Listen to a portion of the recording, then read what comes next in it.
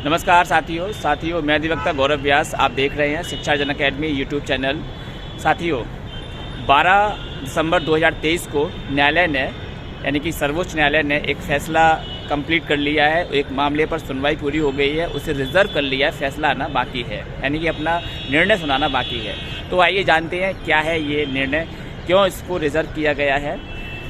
साथियों आपने भारतीय नागरिकता कानून अधिनियम का नाम तो सुना ही होगा।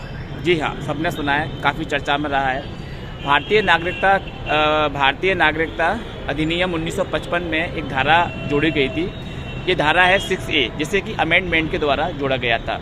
तात्कालिक सरकार के द्वारा एक अमेंडमेंट लाया गया था नेशनल सिटीजनशिप एक्ट 1955 में, और एक धारा नई जोड़ी गई थी जो कि 6A के नाम से जानी जाती है।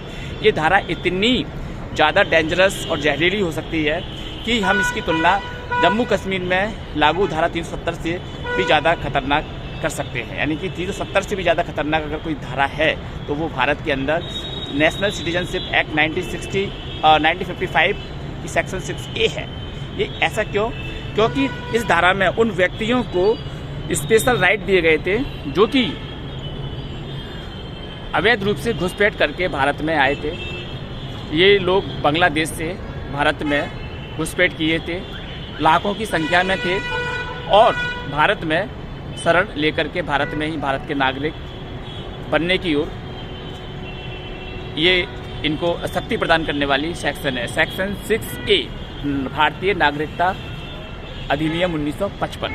जी हाँ, इसी को लेकर के माननीय सर्वोच्च न्यायालय में कई रिट पिटिशंस एडवोकेट्स के द्वारा, कई सोसाइटी के कुछ इंटेलेक्चुअल पोजीशंस के लोगों के द्वारा दायर की गई थी और इसे रिपील करने की मांग की गई थी। तो इस धारा पर अब सुनवाई कंप्लीट हो चुकी है और न्यायालय ने अब निर्णय सुनाना है, लेकिन न्यायालय ने 12 तारीख को अपने निर्णय को न सुनाते हुए इसे रिजर्व कर लिया है। अब इंतज़ार करना है कि न्यायालय का निर्णय किस प्रकार का आएगा।